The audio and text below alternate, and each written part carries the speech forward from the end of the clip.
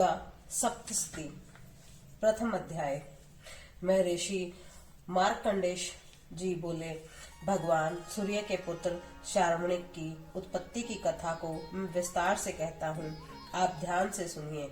सूर्य की छाया से उत्पन्न शार्वणिक जगत जननी महामाया की कृपा से जैसे जन्मंतर के अधिपति बने, यह कथा सुनिए।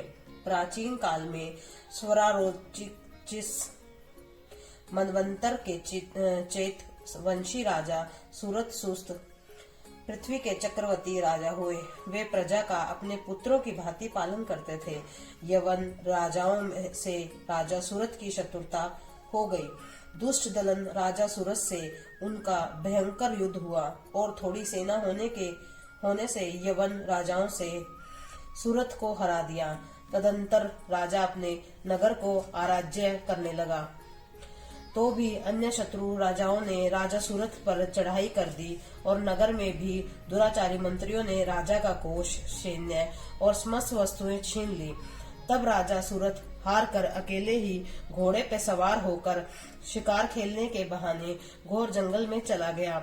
वहां महर्षि मेधा का सुंदर आश्रम देखा, जो अहिंसक सिंह आदि पशुओं और शिष्यों और मुनियों से सुशोभित था। वहां बैठे हुए महर्षि मेधा को राजा सूरत ने नमस्कार किया और मुनि से उचित सत्कार पाकर उसी आश्रम में रहा। कुछ काल के बाद फिर वह अपने राज्य तथा प्रजा की चिंता से विचारने लगा कि जिस राज्य को मेरे पूर्वजों ने भली भांति चलाया और प्रजा का पालन किया, वह आज मुझसे चला गया। वे दुष्ट मंत्री राज्य का पालन धर्म नीति के अनुसार कर रहे होंगे या नहीं, और मेरा मुख्य हाथी भी दुश्मनों के वश में हो जाने से क्या क्या कष्ट भोगता होगा। जो आज्ञाकारी नौकर नित्य प्रसन्नता से धन और भोजन प्राप्त करते थे, अब उन दुष्ट राजाओं के आश्रय में रहकर कष्ट पाते होंगे। मंत्री राज्य के धन को कुमार्ग में व्यर्थ ही अपव्यय करते होंगे। जो धन मेरे पूर्वजों ने बड़े कष्ट से संग्रह किया था, सो नष्ट हो गया होगा। इस प्रकार वह राजा राज्य की सभी बातों से चिंतन करने लगा। कुछ समय पश्चात एक दिन आश्रम के समीप एक वेश्या को आते हुए देखा, तो राजा ने उससे पूछा कि अरे भाई, तुम कौन हो और यहाँ क्यों हो? तुम्हारा मिलन मुख शोक युक्त क्यों दिखाई देता है? इसलिए इस प्रकार राजा सूरत की बातों को सुनकर उस समाधि नाम के वेश्या ने राजा सूरत से कहा कि हे राजन, मैं समाधि नाम का एक वेश्या हूँ। मेरा जन्म धनवान कुल में हुआ। मेरे दुष्ट स्त्री पुत्र आदि ने मुझे धन के लोभ से घर से निकाल दिया है, मेरा धन छीन लिया है और मैं धन स्त्री पुत्र से रहित हूँ। अब मैं अकेला दुखी होकर इस वन में आया हूँ। मुझे अपनी स्त्री बंधुओं का कुछ पता नहीं। मैं यहाँ रहने के कारण अपनी स्त्री पुत्र और स्वजनों की परिस्थितियों को नहीं जानता कि वे इस समय अपने स्थान पर सुखी हैं या दुखी। मैं यह भी नहीं जानता कि मेरे पुत्र सदाचारी हैं या विभिचारी। राजा बोला, जिन स्त्री पुत्रों ने तेरे धन संपत्ति को छीन लिया, फिर उनके स्नेह में तेरा मन क्यों जाता है? वेश्या बोला, आपने मेरे विषय में जो बात कही वे वास्तव में सत्य है, परंतु मैं क्या करूं? मेरे चित्त में कठोरता उत्पन्न नहीं होती। जिन पुत्रों ने धन के लोभ में आकर मुझे घर से निकाल दिया, मेरा चित्त फिर भी उन्हीं से आसक्त होता है। मैं क्या करूं? इन स्वजनों के निर्माही होने पर भी मेरे मन में उनके प्रति प्रेम है। मार्कंडेय ऋषि बोले, हे द्विज श्रेष्ठ। तत्पश्चात राजा सूरत और समाधि वेश्या दोनों मिलकर मेधा मुनि के समीप गए और प्रणाम करके बैठकर मेधा ऋषि से कथा प्रसंग करने लगे। राजा बोला, हे भगवान, मैं आपसे एक बात पूछना चाहता हूँ, आप कृपया करके बताओ। हे महाराज, मेरा मन वश में नहीं है, इससे मुझे दुख है। गए हुए राज्य और अन्य सभी स्त्री पुत्र बंधुओं की ममता मुझे अभी तक बनी हुई है। हे मुनि श्रेष्ठ, यह जानते हुए भी मेरा स्नेह उनसे अज्ञानियों की भांति विशेष बढ़ता जाता है और इस समाधि विषय को इसकी स्त्री पुत्र आदि ने त्याग दिया है तथा इसे घर से निकाल दिया है। यह भी उनके अत्यंत आसक्त रहता है। इसी तरह हम दोनों बहुत दुखी हैं। हे महाभाग, उनके दोषों को जानते हुए भी हम दोनों का हृदय उनके प्रति आसक्त रहता है। इतना ज्ञान होते हुए भी ऐसी ममता क्यों है? हम दोनों को अज्ञानियों की भांति मूर्खता क्यों उत्पन्न हो रही है?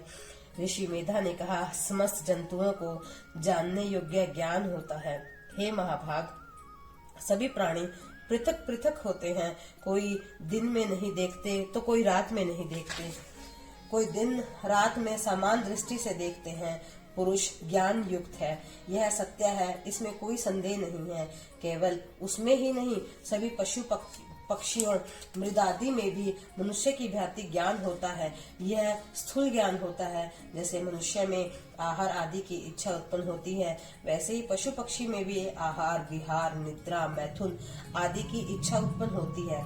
ज्ञान होने पर भी पक्षियों की भांति, भूखे होने पर भी ममतावश अपने बच्चों को चोंच में स्नेह से चुगा देकर प्रसन्न होते हैं। हे राजन, मनुष्य भी अपने पुत्र पौत्रों से इसी भांति बर्ताव करते हैं। वह पालन पोषण इस इच्छा से कि हमारी वृद्धावस्था आवेगी, तब हमारा पालन पोषण वे करेंगे। क्या यह तुम नहीं देखते कि पुत्र आदि उनका भरण पोषण भी न करें तो भी माता पिता तो करते ही हैं, क्योंकि विश्व की स्थिति को रखने वाला महाकाया के प्रभाव में वह मोह के गड्ढे में डाल दिए गए हैं। इसमें कोई आश्चर्य नहीं है, क्योंकि यह भगवान विष्णु की योग निद्रा है, जिसमें संसार मोहित हो जाता है। यही भगवान की महामाया है।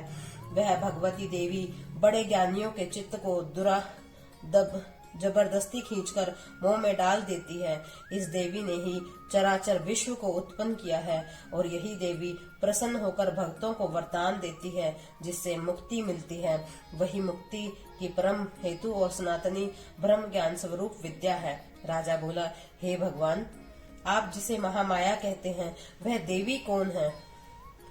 वह देवी कैसे उत्पन्न हुई और उसका कार्य क्या है? उसका स्वभाव, स्वरूप, उत्पत्ति आदि के विषय में मैं सुनना चाहता हूँ, सो आप सभी वृत्तांत मुझे सुनाइए। ऋषि ने कहा, वह देवी नित्य है और यह चराचर में व्याप्त है, तथापि उसकी उत्पत्ति अनेक भांति से हुई है, और उस कथा को तुम मुझसे सुनो। यह भगवती देवी देवताओं की कार्य सिद्धि को उत्पन्न होती है और अजन्मा उत्पन्ना कहलाती है। जब भगवान विष्णु संपूर्ण विश्व को त्याग अंत में जल ही जल करे योग निद्रा में शेष सैया पर शयन कर रहे थे, उस वक्त विख्यात मधु के टम्ब नाम के दो घोर असुर भगवान विष्णु के कान के मैल से पैदा होकर ब्रह्मा जी को मारने को तैयार हुए। ब्रह्मा जी विष्णु भगवान के नाभि कमल पर स्थित थे। उन दोनों भयंकर असुरों को मारने को आते देखकर और भगवान विष्णु को सोया हुआ देखकर ब्रह्मा जी योग निद्रा की प्रसन्नार्थ एकाग्र मन से स्तुति करने लगे, जिससे कि भगवान विष्णु के नेत्रों से भगवती योग माया अपना प्रभाव हटा ले और भगवान जाग पड़े।